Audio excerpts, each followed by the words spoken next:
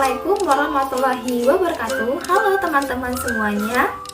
Selamat datang di video pembelajaran Bahasa dan Sastra Indonesia Sekolah Dasar. Kita perkenalkan diri terlebih dahulu yuk sebelum memulai materi.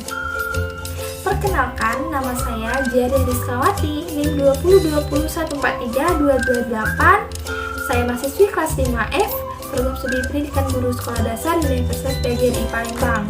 Dengan mata kuliah pengembangan pembelajaran bahasa sastra Indonesia, dosen mengampu Bapak Dr. Darwin Effendi, Magister Pendidikan.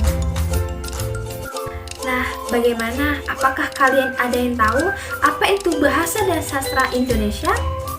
Mari kita bahas. Sastra berasal dari Sanskerta. Sastra merupakan kata serapan dari bahasa Sanskerta, sastra, yang berarti teks yang mengandung instruksi atau pedoman dari kata dasar sas yang berarti instruksi atau ajaran. Nah, hakikat sastra selalu dikaitkan dengan ekspresi sastra, baik lisan maupun tulisan. Dikatakan demikian itu karena sastra ini sebagai suatu bentuk hasil budaya yang tidak terlepas dari kreasi penciptaannya, yang cenderung dinamis. Dalam arti ekspresi ini, sastra ini selalu memberi kemungkinan berubah dari zaman ke zaman. Jadi perkembangan sastra ini bisa berubah dari zaman ke zaman. Nah, lalu bahasa dan sastra merupakan dua hal yang tidak dapat dipisahkan karena sastra merupakan suatu bentuk karya seni yang menggunakan bahasa sebagai media penyampaiannya. Dalam praktiknya, pengajaran ini, sastra ini dalam kemampuannya itu seperti kemampuan menulis sastra, membaca sastra, menyimak sastra, dan berbicara sastra. Jadi terdapat 4 ya. Nah, kita sebagai calon guru ini, bagaimana ya penerapan bahasa dan sastra untuk anak sekolah dasar? Mari kita bahas. Sebelumnya teman-teman, mari kita kenali terlebih dahulu karakteristik dari bahasa sastra. Yang pertama, bahasa sastra ini lebih dominan menggunakan perasaan daripada pikiran.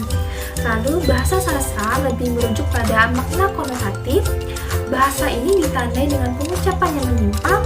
Lalu bahasa sastra ini merupakan hasil imajinatif pikiran manusia. Lalu bahasa sastra menggunakan unsur tertentu untuk mencapai keindahannya. Lalu kita materi selanjutnya yaitu penerapan bahasa sastra ini untuk anak sekolah dasar. Pembelajaran sastra ini dimaksudkan untuk meningkatkan kemampuan siswa mengapresiasi karya sastra. Kegiatan mengapresiasi sastra ini berkaitan dengan latihan seperti mempertajam perasaan, mempertajam penalaran siswa, mempertajam daya khayal siswa, dan mempertajam kepekaannya. Jadi penerapannya itu saya memilih sebagai dongeng. Nah teman-teman, di sini ada yang tahu apa sih dongeng itu? Nah, dongeng ini merupakan sebuah cerita khayalan atau cerita yang tidak benar terjadi.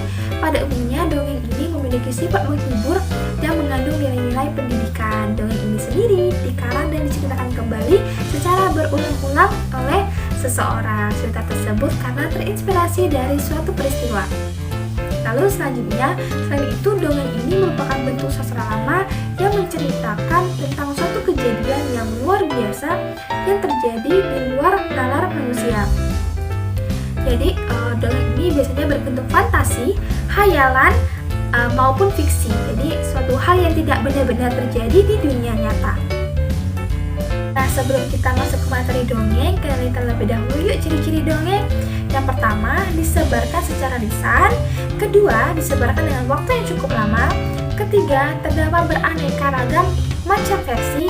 Yang keempat, bersifat anonim, mempunyai pola, mempunyai fungsi, dan memiliki sifat pralogis atau logika dan penokohannya yang tidak mendetail.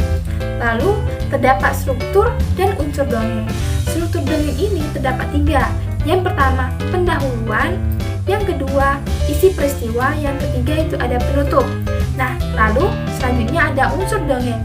Unsur dongeng ini terdapat 8.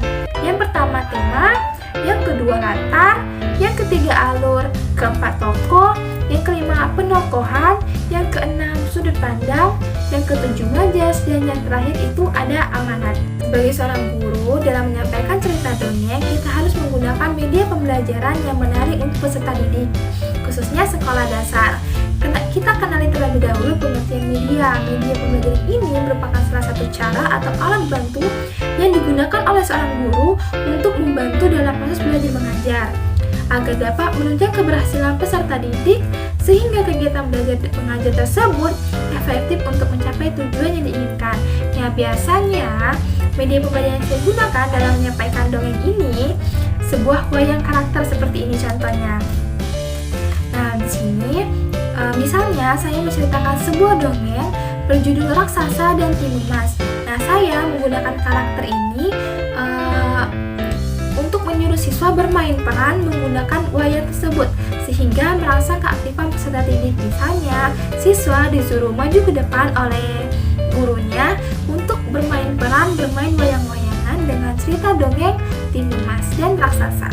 Seperti itu contoh penerapannya dalam proses belajar mengajar peserta didik dalam pembelajaran bahasa dan sastra melalui cerita rakyat atau dongeng.